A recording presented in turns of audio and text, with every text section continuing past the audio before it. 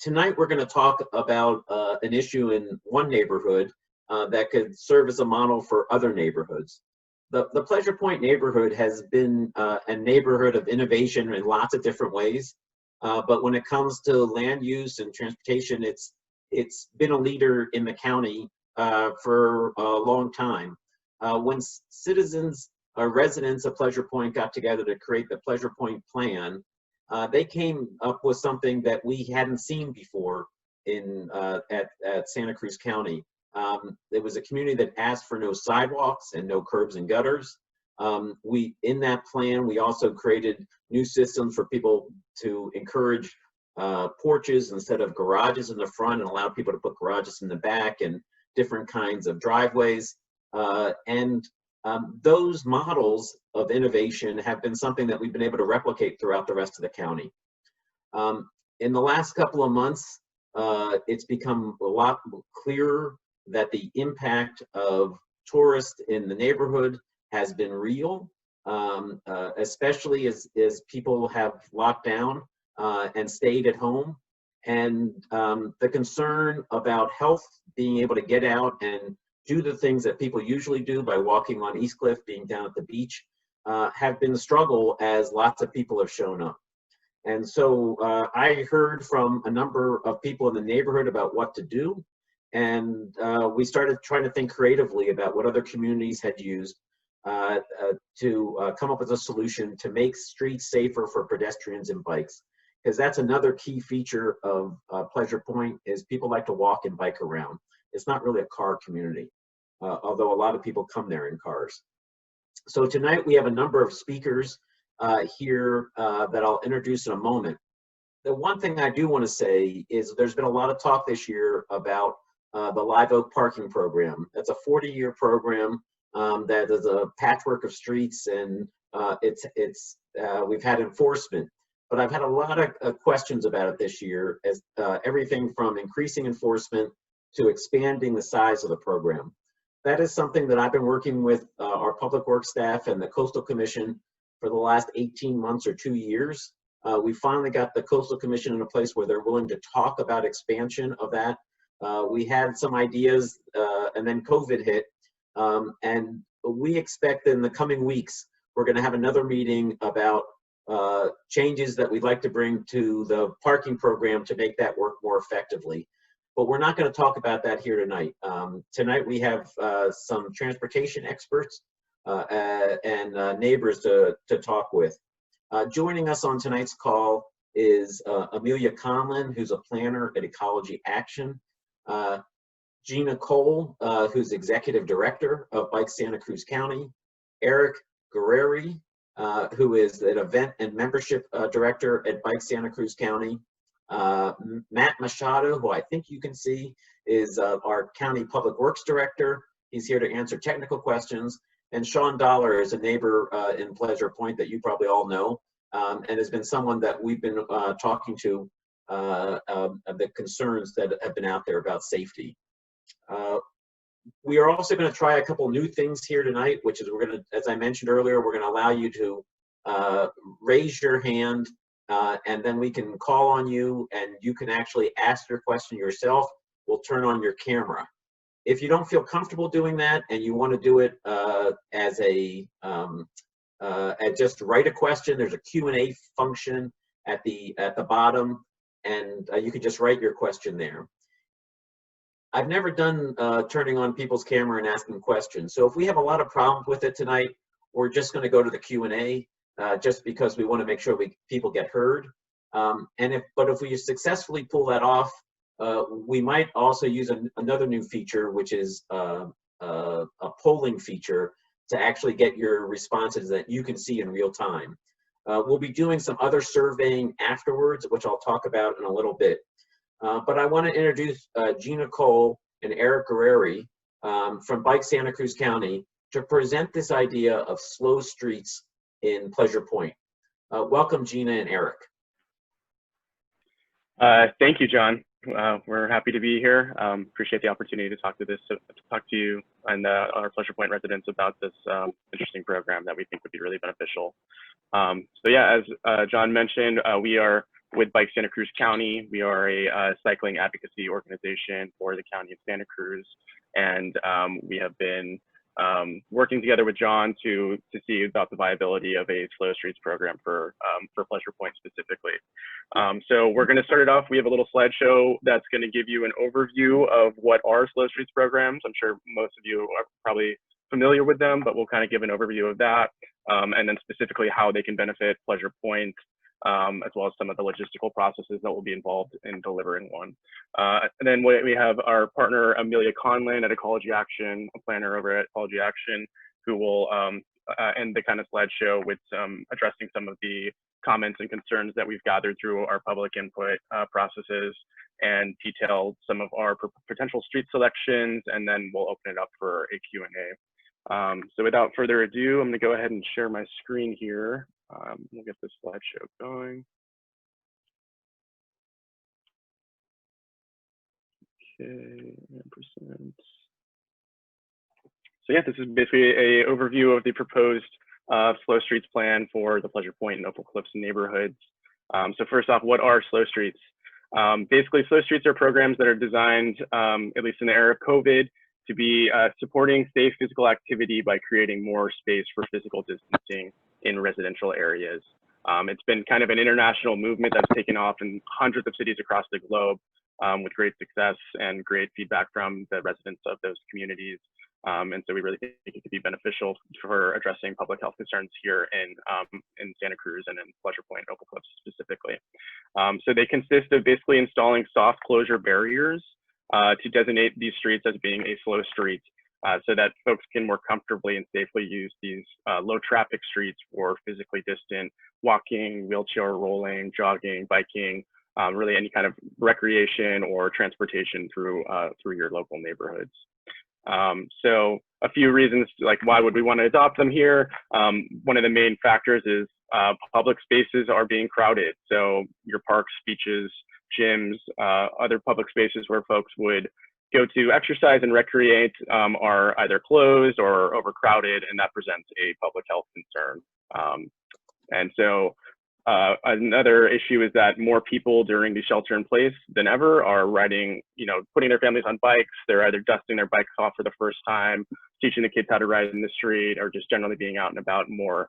And so that's a concern that we want to address by making sure that those folks are safely able to ride in the streets. Reduced traffic due to the shelter in place restrictions does mean that vehicle speeds have been up.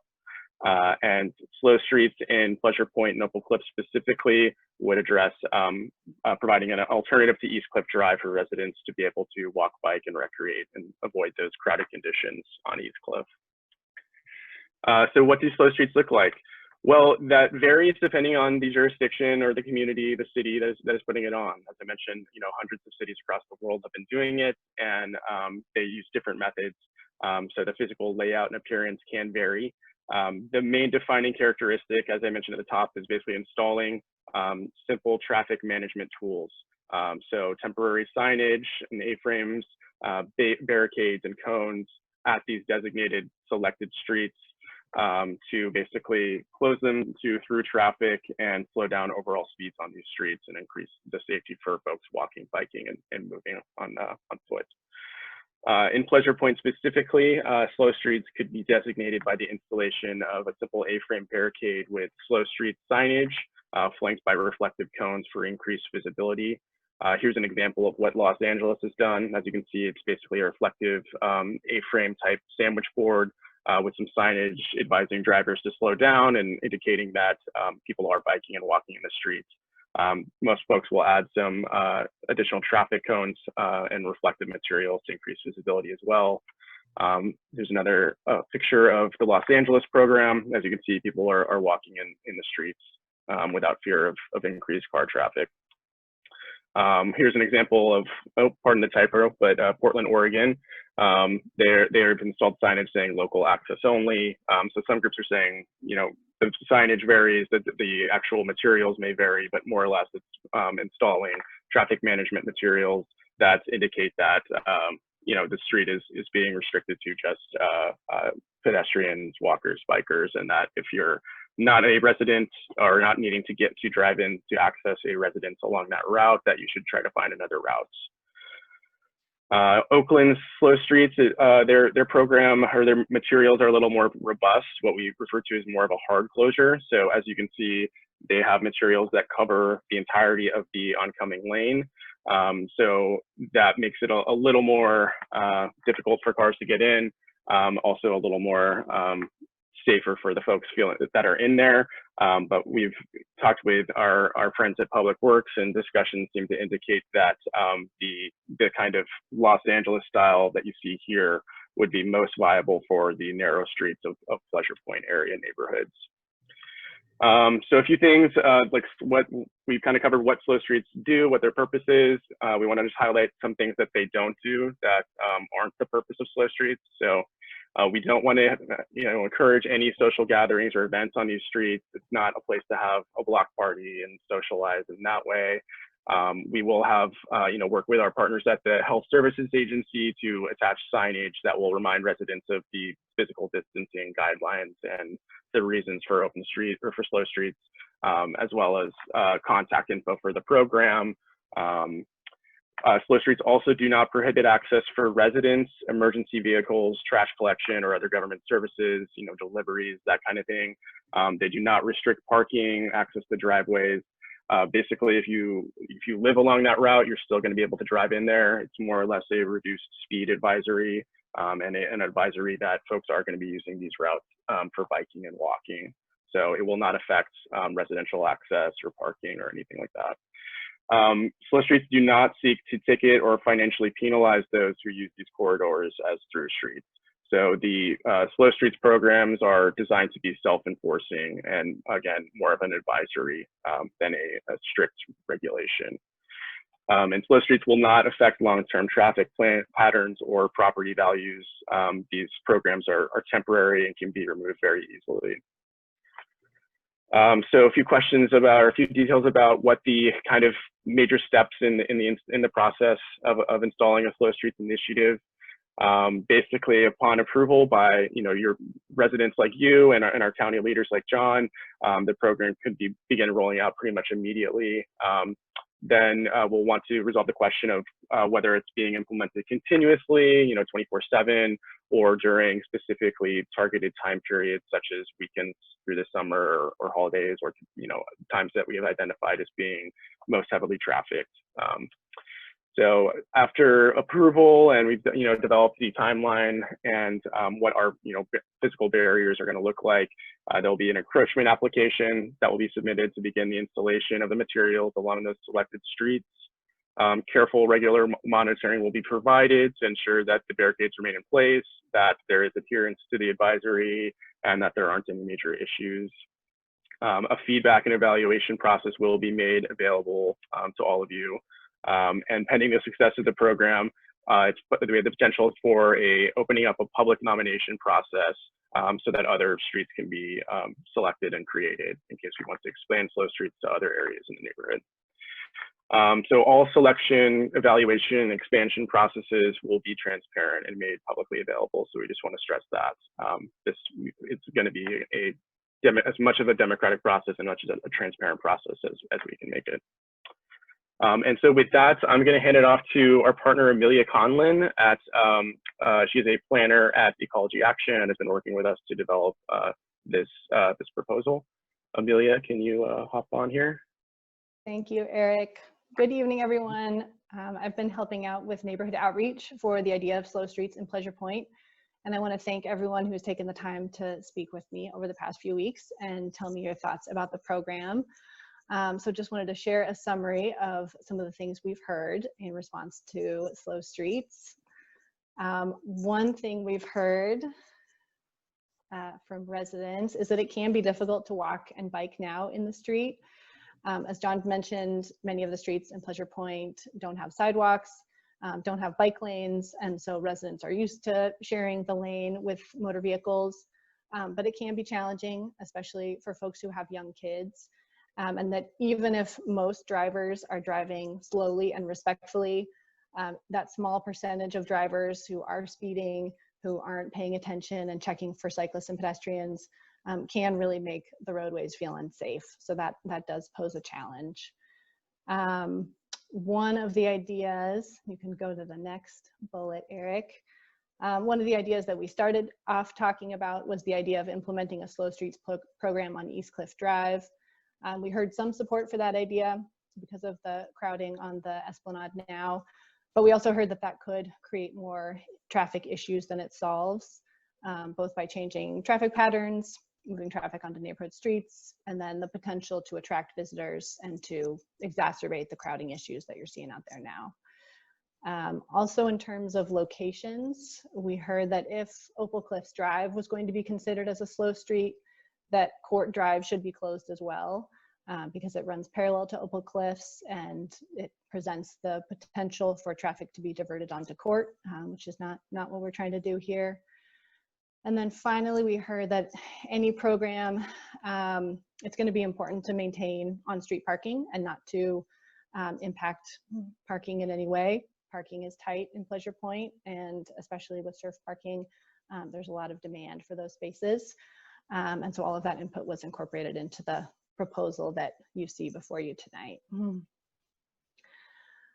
And we really use those conversations with neighbors to come up with a draft list of possible streets where a slow streets program could be implemented, which we'll show you in the next slide. But there were also a couple of other considerations that we were thinking about in developing this list of streets, particularly in working with Public Works and trying to avoid streets that are the major traffic corridors. We want to steer away from anything that's an arterial or a collector street. And so we really ended up looking at the narrower neighborhood streets that have lower traffic volumes as possible slow streets. And so with that, we'll share the list of possible options here. We are assuming that not all of these streets would fall under a slow streets program. One of the big things we want to hear from you all tonight is whether this list of streets is a good fit and whether there are streets that should be taken off of this list. We heard from folks the idea of creating a continuous route for walking and biking that started on Pleasure Point Drive, continued on the East Cliff Esplanade, and then onto Opal Cliffs or Court Drive. So by including Pleasure Point Drive and Opal Cliffs in the Slow Streets program, we really create a nice long route for people to be able to walk or jog or take a bike ride. And then in looking at the avenues, again, we're looking at the narrower avenues that are not arterials or collectors, which led us to 32nd Ave, 34th, 35th, and 37th. And then heard some concerns about cut-through traffic happening on Haas and Floral. And so wanted to put those on the list for consideration as well. So again, this is not a final list by any means. We're looking to hear from you on whether these streets would be a good fit. And with that, I'll turn it back to John for questions and comments. Thank you so much for the presentation. There was a lot in there. I hope people got a chance to see it. We will be posting this on Facebook. It's actually on Facebook Live right now, but we'll also be posting everything so people can look at this presentation later on. We've turned on the ability for you to raise your hands and to ask questions live on camera. There's an icon at the bottom of your screen to raise your hand, and we'll take turns answering any typed questions that we've gotten or bringing people over to ask live. I see we've got a couple of hands up, and let's see if we can pull this off. And Susan will be bringing you over. Okay. Stand by. Please stand by.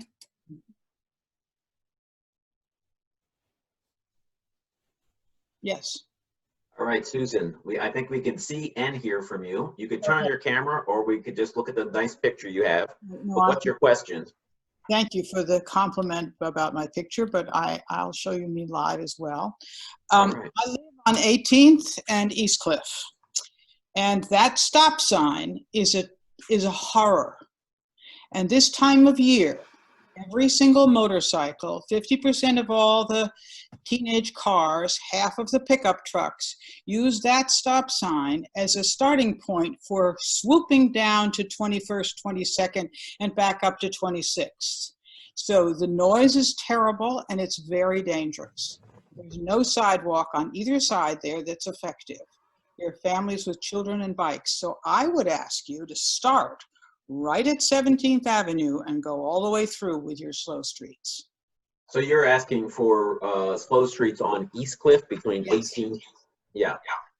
So we're going to be looking at expanding this number of streets. We're going to have a process to add more streets. Right. So so I don't think we'll start on the one that you're suggesting, but we Right. could take it under consideration as part of this program. Right. We've never done anything like this in the county before, in the unincorporated area. Other communities across the state have started doing it. I just became aware that the city of Santa Cruz is also looking at a program like this, that to be able to take nominations for streets that should be included. And the biggest challenge with East Cliff is it's a main arterial street, and so putting a slow street on a main arterial would not meet the conditions of the program. But it's used as a racetrack. Yeah, so we might need to get more enforcement there from the CHP, and we just have a new CHP commander, and I'll bring that up with him in my regular meeting with him to see if he can get more people down there. Because there was a question about moving the stop street, I guess maybe 10 years ago, and it wasn't moved, to move it down to 21st so people could cross to the beach easily. And it was left at the corner of 18th, which doesn't make any sense anyway, because 18th you can't get to the beach. But the noise is there year round. It's only this time of year it's worse, and it's very dangerous for bikes and children. I know a lot of people who are not biking because of the way East Cliff is running. Well, Susan, this is good information, and Matt Machado, who's our Public Works Director, is here. I'm sure he's taking notes as I am and my staff, and it's one of those things that we can take a look at about the crosswalk and whether it's could be considered for a slow street or some other traffic calming to discourage the motorcycles. So thank you very much. And I'm really glad you were the first time we did this, and you were great. We'll take another question. Looks like Bob is being queued up. You will hear a voice. And John, can you hear me? Yes, we can hear you.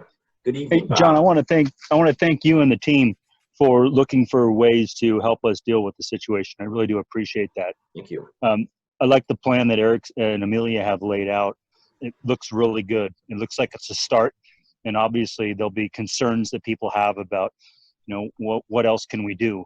So I think from a starting point, this is a great place, and the sooner that we can get something like this done, the better we'll all be. Similar to the last person who was talking, I think that there's going to be some unintended speed issues for some of the arteries. And so when you think about Portola, after 41st headed towards Capitola, it's also a raceway. And our CHP has not been able to do anything to control that speed. And if we implement this program, we're going to have some motorists that might be a little bit more frustrated. And I think we need to consider how they'll vent that. And some of it might be they're going to take that nice runway and use it.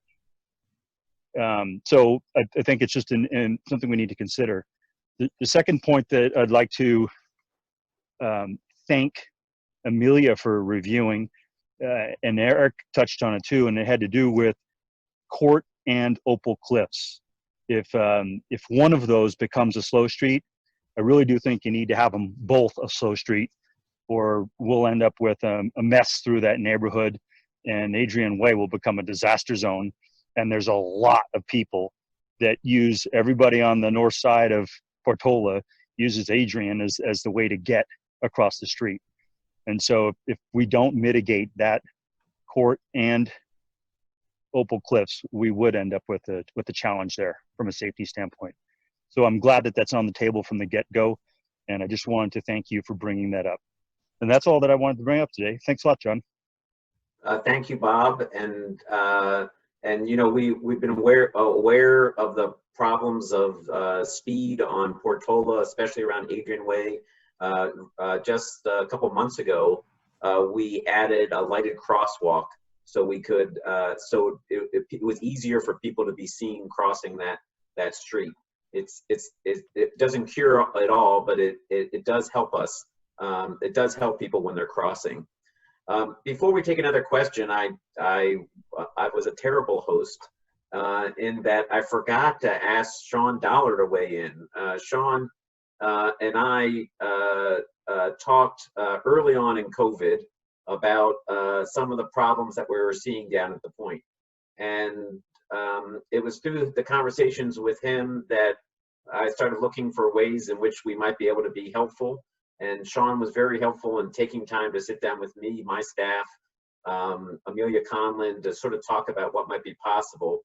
And I'd love for you to just weigh in, Sean, about the process and why, if you think this will work.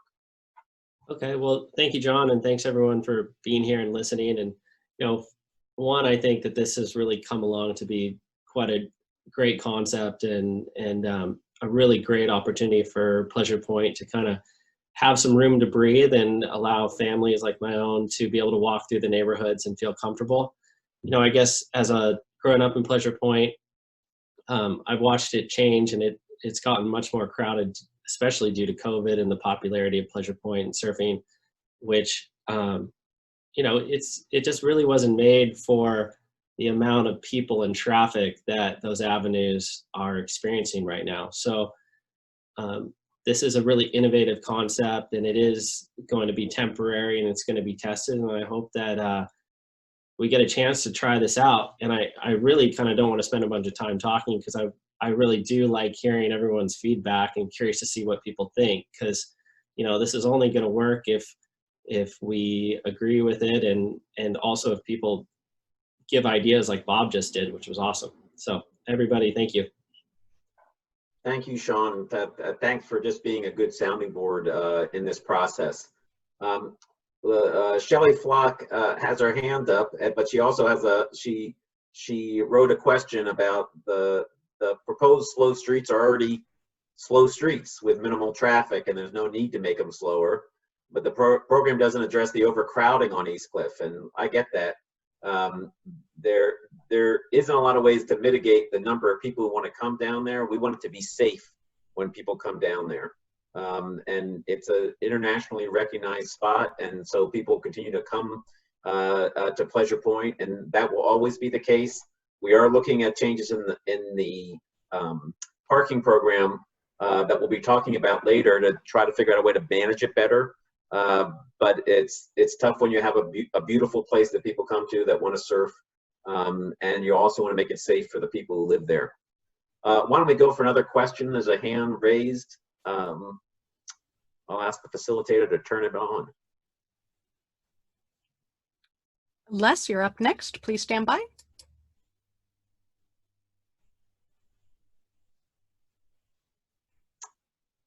Good evening, Les. If you turn on your microphone, you could even turn on your camera and you can ask a question. There we are. Hi, John. Hi, Gina, everybody else. Hey, Les. I really like the spirit and the theory of all this. Couple of questions. One of which has to do with funding. Just wondering about what budget strand would pay for this, and would it be for a trial period? If so, how long? And also the oversight and enforcement piece, if that's needed, does that fall primarily to CHP, to sheriffs, or Capitola PD? Well, I'll answer a couple of them, and I'll have Bike Santa Cruz County answer some others. We're looking at a trial period of maybe 60 days to see whether it makes a difference, whether there are impacts that we hadn't expected, or whether it's successful. So we see this as a 60-day period. If the shelter in place were lifted during that time, it would stop immediately. Because we have to do this in concert with the Coastal Commission, and we can only do it as a shelter-in-place order, or at least right now.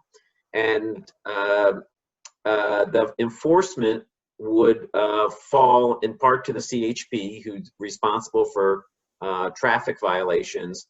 And we're working with them to make sure that they're there. But as Bike Santa Cruz County mentioned, this isn't going to be something that people are going to be ticketed. This is just a way to acknowledge people to slow down, that there's local traffic, that people should keep a safe distance. As far as the funding goes, I'll look to Eric or Gina, want to talk about who's playing a leadership role, and Amelia, if you want to add in about funding.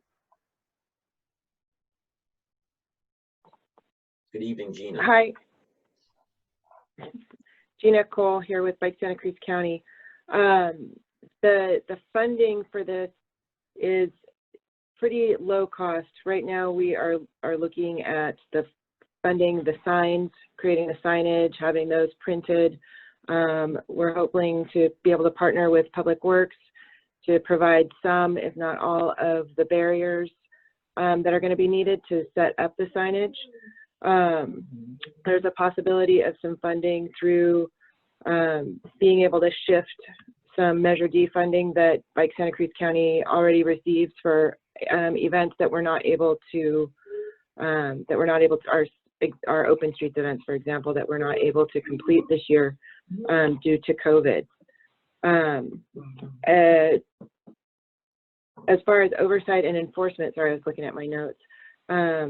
It looks mostly at being like self-enforcement. Again, it is a suggestion. It's not a mandatory speed limit that we're setting or that we're asking the avenues to set, but it's like a really hearty suggestion for people to be more on the lookout for folks in the streets. And as Eric said earlier, it's not that we're looking to ticket folks. It's more that we are just really encouraging people to be nice and look and be on the lookout, be more aware of their surroundings. I don't know whether Gina or Amelia, can you say what's been the experience in other places that have started the Slow Streets program? What have they found in terms of people following the rules, enforcement, or anything else you know about those other communities? Some of the communities, most everybody seems to be pretty happy from the other jurisdictions that we reached out to when we were doing our research for this. Most of it has been city driven as opposed to county driven. But for the most part, people are happy with what's going on, and a lot of areas have a neighborhood champion that organizes neighbors to kind of be on the lookout. Some different areas have an agency sponsor or a local sponsor for that, and we will set up the process is coming for being able to make a call to provide a suggestion or express a concern. Yeah, great. Before we take the next question, we're going to add our last bell and whistle to this constituent meeting. Is we have a poll, and I believe at the bottom of your, we're going to turn on this polling function, and there are 3 simple questions, 2 about what avenues and streets should be included, and 1 question about the days of the week. So you can vote, and we will, before the end of the meeting, we'll share with you the results of the polling. But it's an opportunity for you to weigh in about what street should be included. There's a question that someone wrote in about are streets inland of Portola being considered as well, such as 32nd and 35th that are on the other side of Portola. And thanks for this wonderful initiative. We see this as possibility expanding to other streets as well. And we will be having a nomination process that'll be done through the Bike Santa Cruz County website, which we'll talk about at the end, where people can nominate their streets, and then we have a process that we'll be able to evaluate whether we can do it. We're using Pleasure Point as an innovator because of the requests that we got, and there may be other streets where that's appropriate. And as was mentioned earlier with our first questioner, that we're going to consider other streets as well. So thank you for that question. Why don't we try to hear from Kevin Keat, who lives on 36th Avenue. Kevin, please stand by. We'll bring you over. Hello. Good evening, Kevin. Hi, can you see me? Well, we can see, if you might, oh, there you go. Now we can see you. Hi, thank you, everybody. Thanks for these great initiatives. I live on 36, right next to Cat and Cloud, with my two daughters, 10 and 12 years old. Since COVID, they've been biking basically daily down to the beach. And last month, actually, my 12-year-old got hit by a car on Pleasure Point Drive while on her bike. Fortunately, she's completely fine, but it, to me, highlighted the need for slow streets. Even though we live on 36th, which would not be a slow street, we use the rest of the neighborhood. So having the other streets slowed would be of huge benefit to us. One question I have, which might be for Amelia, might be for Eric, would be in other places that you've done this, even though 36 wouldn't be a slow street, would you put any kind of signage there to help slow traffic? That's part one of my question. And part two is, I'd say of particular interest for me would be the intersections of 36th and Yucca and 36th and Hawes. Both can be scary intersections with cars parked pretty close, and those seem to be particularly risky. So maybe even just the signage there would be useful. Yeah, I can address that first question. So typically in the other jurisdictions that we've researched, they haven't had signage on the alternative, the corridor or the arterial streets that aren't slow streets. I do think that's a good idea. We are definitely going to have we're putting a lot of emphasis on having clear and informative signage on the slow streets themselves. So that'll be everything from an infographic on the rear that shows what a slow street, or this is a slow street. Here's information, contact information for the program, reminders of physical distancing guidelines and all that. But currently, as far as I know, other groups have not been doing signage outside of the slow streets themselves. I do think that's a great suggestion, and we can definitely add that to our notes and look into incorporating that. Thank you for that question, Kevin. Judy has written in that she likes the idea of slow streets, but she has some concerns about this becoming, this is Christy. She likes the idea of slow streets, but she has some concerns about becoming an ever more popular area than it already is. There's never been so many people in the area since COVID, and the number of people in parking on the weekends has been out of control. When we looked right from the beginning of COVID and the consideration of this program, we talked about whether we would block off East Cliff to give people more space to walk. And the concern that we had was making it making it easier for people to walk, and having that wider boulevard would actually be an attraction for people to come down to the point. Making these streets slower and promoting local traffic is probably not going to be an invitation for lots of people to start coming to those streets. But we didn't want to create that attraction by doing East Cliff. And so again, I don't know whether any of our bike professionals here know whether it's served as a magnet to bring people to areas or not. I don't know whether we have any information about that.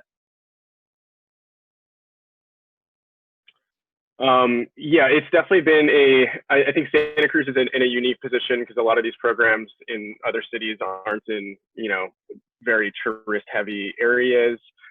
So we are in a unique position here. I do think that the primary purpose of it will be serving the residents in those neighborhoods. So, obviously tourists are still going to be coming to East Cliff. And so I think we're framing it as more of a kind of a relief for the residents in those surrounding areas to have, reduced impact from that and have a safe spot for them to recreate and move about near their homes themselves. Great. Let's go to another hand raised. I think Audrey is next. Audrey, please stand by.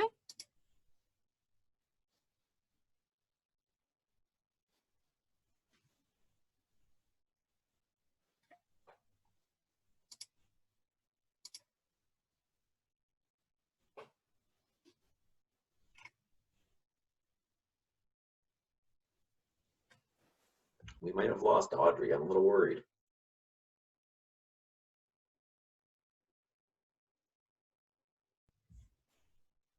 John, should we move on to David? Yeah, why don't we move on to David?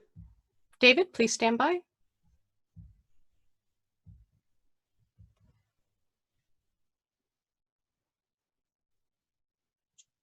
Good evening, David. If you turn on your microphone, we can hear you, and if you turn on your camera, we will see you. Okay, thank you. Thank you for the instructions. There we go. So first of all, thanks. I think this is a really good program. There's, for all the reasons that people have been talking about. I think my question is really about when we do this, it seems like there are going to be some parking spots and access to parking that is going to be reduced. So is this going to increase pressure on parking for the perimeter areas, the areas that are right around the slow streets? And it's, you know, one of the things, if there is, and it seems like it could be, one of the things that we have going for us that may not be happening in other areas where there are slow streets is that we have an enforcement area because of the permit parking. And I guess I wonder if there's been some discussion or thinking around, you know, amping up the enforcement related to the permit parking when you implement the slow streets. Great, David. Maybe I'll look to my professionals about whether it's going to impact the surrounding streets.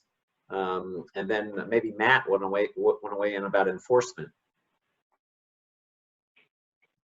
David, can you give me a specific example of where it might be impacting the parking and the access to parking? Is it around the signage? Hold on, David we had turned him off, but now we're going to come back and turn him back on. David, your mic is open. Yeah. Thank you. Yeah, so I'm just thinking if we close it to through parking, or if we close, for example, East Cliff to through traffic, there's a lot of parking along East Cliff, and the people that come to surf are parking along East Cliff. And I think that's true on 32nd, on 34th, on many of the streets that we're talking about closing to through traffic. So because people are going to be strongly discouraged from parking on those streets, they're going to go as close as they can, and then they're going to park there. There's going to be really just lost street parking capacity. That's what it, and I think the street that I'm on is going to be one of those streets because it's right next to 32nd. So go ahead, Matt. Do you want to jump on that? I was just going to comment that we're not closing it to through traffic. We're discouraging it, which is different. And we're still going to be promoting the parking program and promoting parking in general. So I don't see that we'll have an additional parking problem. I mean, I know we have a bit of an issue now, and I'm happy to talk more about the enforcement. But Gina, if you want to address more of his initial concerns, and then I'll take it back for what we're doing in enforcement for the Live Oak program. So sorry, I have a scratchy dog in the background. For starters, we're not looking at having any of this happen on East Cliff. And so it won't be pushing that traffic onto, or that parking traffic onto the side streets, onto the avenues. And as far as an impact, the intent is not to impact the parking, and that is kind of the reason why it will, I don't know, the signage is just to increase people's awareness of slowing down. I don't see a big, you know, maybe I'm wrong, but I don't see a big increase in outside folks parking in your spots more than is already. Do you not have a permit area on your street, David? I'm sorry. Yeah. We have a lot of questions we have to get to, so I don't want to. It's hard to do this dialogue, unfortunately. Yeah, sorry. Thank you for that reminder, John. But David, if you want to email us offline, we can talk about this later. But we don't see it as a big impact. Okay, very good. John, Matt, do you want to address enforcement? Yeah, thank you. So just real quick, on the Live Oak parking program, we have really focused on additional enforcement this season. I know it doesn't feel that way to some of you, and so I apologize if you're not seeing it, but we've increased staff considerably. And I can see from our citations from each weekend, we're really out there in force and trying to increase that level of enforcement. So bear with us. As the crowds become greater, it's more difficult for you to see us, but we're there, and we've got additional staff. And I know we're writing more tickets because I see the numbers coming in every Monday morning. So bear with us, and we'll continue to push as hard as we can.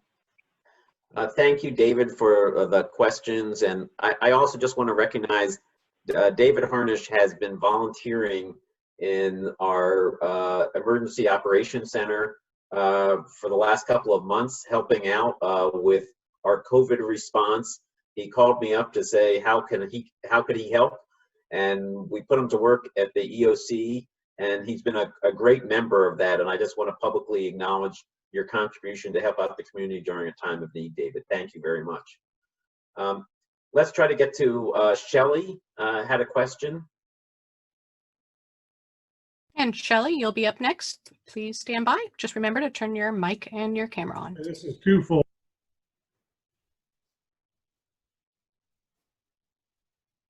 Hi, Shelley. Yeah. Hold on one sec. There we go. Oh, can you hear me? Well, we can hear you. We can't see you, but we can hear you. That's okay. Okay. So yeah, thanks for the opportunity to learn more about this. This is, I just heard about it this week, so it's all kind of new and a little surprising that I guess there wasn't maybe more outreach on it. So what I would just want to say is that, I live on one of the major thoroughfares, 36th Avenue, and it's already a very, very busy street. And that's okay. I mean, most neighboring streets have to drive down this street to get to their homes. It's also the primary route for emergency vehicles. And, with the business on the corner, Cat and Cloud, that draws a lot of people to our street. And that creates kind of an unsafe condition at the top of the street. So my concern with all of this is that it's just going to add more traffic to the major streets like 36th Avenue, and it's going to make it really unbearable for the people that live on these streets. And it just feels a little bit hypocritical if this program's being pushed by people on streets that are already a lot less busy. So I hear you about a couple things. One is recognizing about the problems we have for pedestrians crossing Portola. We added a lighted crosswalk this year. I think it was in February or March. We added lighted crosswalks at several points along Portola to make it easier for people to walk there. And we are doing this as a temporary program to see.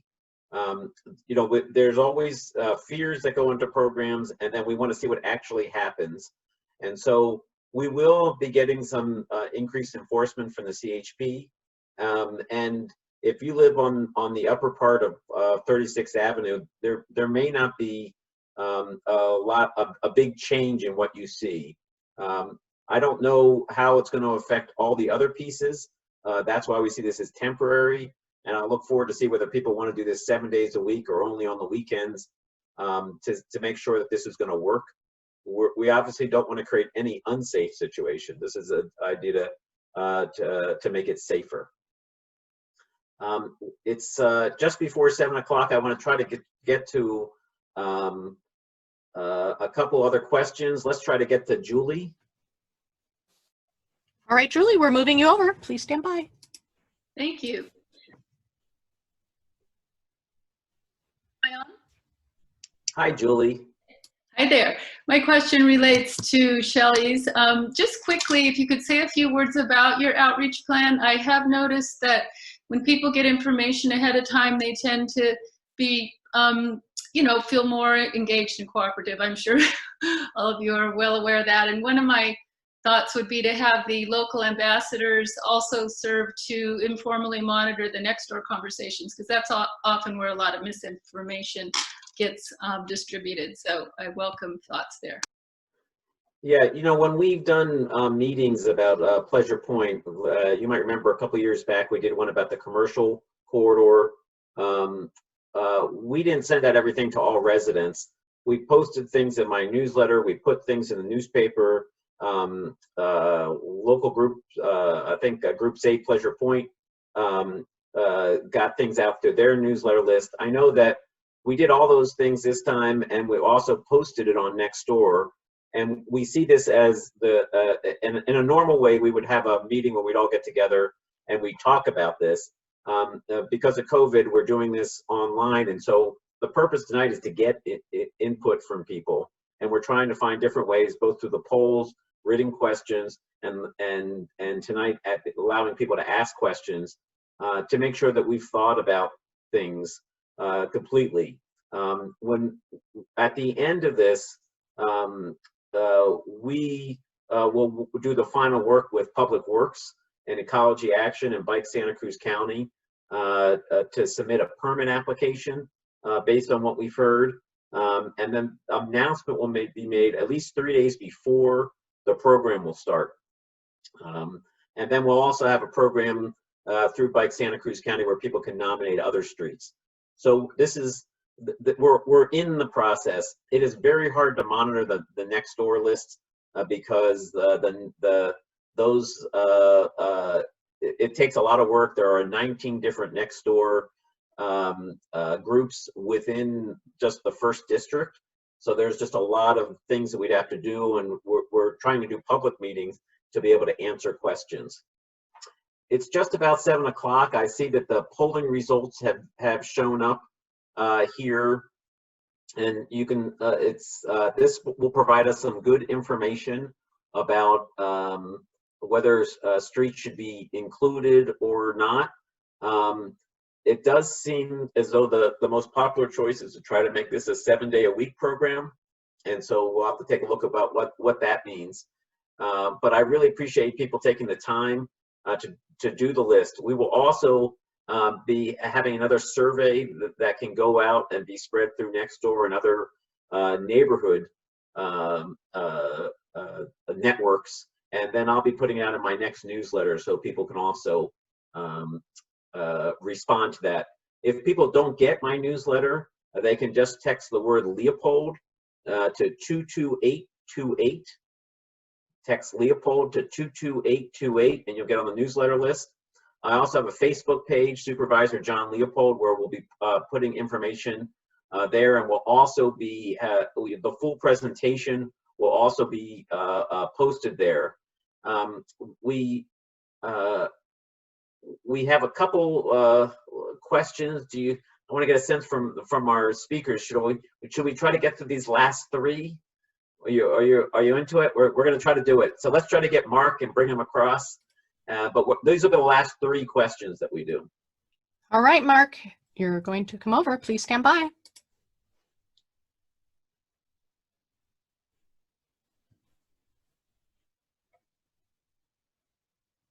Hi, Mark. If you turn on your microphone, we'll be able to hear you. Okay. If you turn on your camera, we'll be able to see you. Okay, you can hear me. Okay. Yeah. So we live at the end of Court Drive, near the intersection of Adrian. And so I'm familiar with what a couple of people said about the speed of traffic on Portola and what happens to that if we do slow streets, which I'm very much in favor of. We're sort of a launching pad for the speed bumps. Has any consideration been given to putting up these electronic speed signs that say, hey, the speed limit's 25, you're doing 40? We see them around in different areas, and they seem to be pretty effective in terms of just giving people feedback, instant feedback about their driving a bit fast on some of these streets that are going to get probably more traffic if this goes into effect, which I am very much in favor of. I really appreciate everybody's thought and consideration about a lot of the streets, both in Pleasure Point and the Opal Cliffs area. So I think it's a great program, needed. But in terms of some of the issues around some of the the busier thoroughfares. Has any consideration been given to something like that? Sure. The radar signs are something that has been new to the unincorporated area. Public Works actually applied for a grant so we could put them around each of our schools that are in the unincorporated area, which they've been it's really important, and we prioritize the safety of children. These signs cost money, and it seems fairly innocuous, but that blinking sign that we have, the flashing beacons, they cost between $10,000 and $25,000 to install. Up until a year ago, we didn't have a funding source, because that was the same money that would be taken from paving the roads, and we weren't willing to take the money to pave from the roads because we don't think we have enough money for that. Working with our public works staff and our county council, I was able to identify some money within a county service area that was used for street lights, so we could use for the flashing beacons, and that's why we were able to install them at Adrian Way, 36th Avenue, 32nd Avenue, and we're going to be adding some more streets around there. Right now, we don't have plans for radar signs, but we can talk to see what it would cost. You know, we're going to go into a slight period of retrenchment at the county because of a decrease in budget. We're depending on what day it is and what the federal government's doing and what the state government's doing, we could be looking for as much as a $40 million deficit in our county budget. I had Carlos Palacios, our CAO, on recently talking about how we're going to bridge that gap. So we will take a look at it, but right now there's no plans to put a radar sign there. But it's good for Matt to hear that as well and understand that it's an issue. Let's try to get to Terry Corwin. All right, Terry, hold on. And remember, when you come over, turn on your mic and your camera. That way everyone can see you.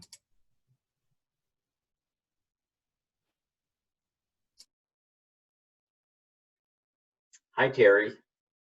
If you turn on your mic, we'll be able to hear you. Okay, All here right, I am. there Hi. you are. Thank you so much, John, for hosting this conversation and for the professionals that we get to hear from. I just am very supportive of this conversation. I live on 34th Avenue. I'm also the chair of County Park Friends, and our organization appreciates the fact that these public spaces are where people get to recreate during the COVID crisis.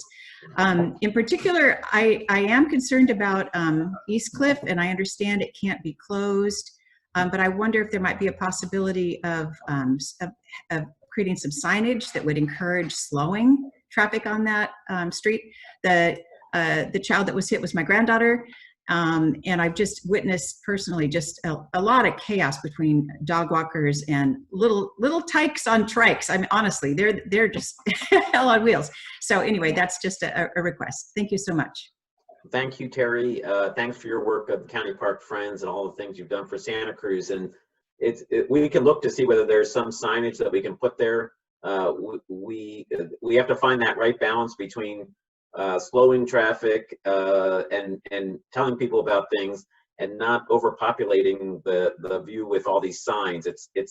If we put signs up every time that people asked, all we would have is signs. It would be the avenue of signs. But we do want people to be safe, and so if there's something that we can do about it, we'll look to see whether there's something that we can add down there to encourage people to slow down. Pam Roberts is the last blue hand shown here, and you'll get to have the last question. All right, Pam, you should be coming over. While we're waiting for Pam to come over, I'll just tell people, Pam, just hold on 1 second, Pam. Oh, sure. I realize that I should tell people that next week, Dr. Gail Newell is going to be joining me for my constituent meeting to talk about what's happening with the COVID-19 crisis, what the county's response has been, what we can expect to see in the future. And I hope you'll join me for that conversation. It'll be very interesting.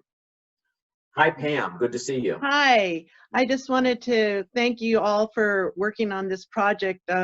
My AKA is Pleasure Point Pam, 40-year resident on 35th and Floral. So I've seen it all.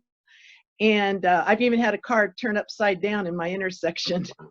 So I also have a little 4-year-old grandson who's one of those busy little ones, little tykes on bikes. But so I know that 35th isn't a thoroughfare like 36, but what they're doing is coming down 35th now, hitting Yucca, and then turning over to 36. So I was concerned about the East Cliff Drive until I heard that's not going to be shut down, because for sure everybody would come down the arterial streets. So I'm happy to hear about that. But I know you have lots of streets to consider, but for sure I'm hoping for 35th, and you mentioned Floral on the survey.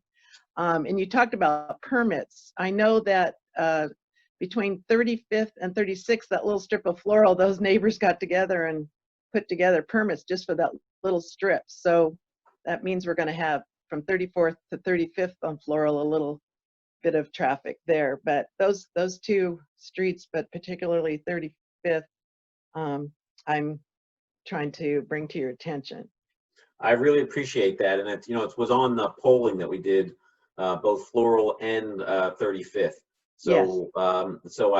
It looked like there was a lot of support for that, but we'll take a look closer at that.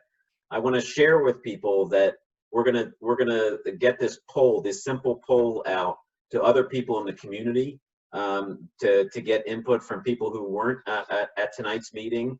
If it continues on the numbers that we saw here, then Bike Santa Cruz County and Ecology Action will gather the needed equipment for the roads. We'll look at the days selected, and they'll submit a permit application to the Public Works. Before any program starts, there will be an announcement to the public at least 3 days ahead of time. You will also be, if we're moving forward with this, debut on the Bike Santa Cruz County website, a way that people can nominate other streets outside of Pleasure Point to be included in this. We expect this, as we go forward, that this will only be a 60-day trial period. We do have to get approval from the Coastal Commission. We've been in contact with them, and I think they like the idea of a trial program. They're always concerned about access to the coast. And then, we're all waiting for this shelter-in-place to end. If the numbers continue the way it is, it's going to go on for a long time. And if we can all work to wear our masks, wash our hands, stay 6 feet away, we have a better chance of ending the shelter-in-place sooner as opposed to later. I want to thank Amelia Conlon, Eric Guerreri, Gina Cole, Sean Dollar, Matt Machado for joining me tonight. Thank you all for tuning in, and please join me next week when we have Gail Knoll, our County Health Officer, to talk about the COVID crisis. Thanks a lot. We'll see you all soon. Stay healthy.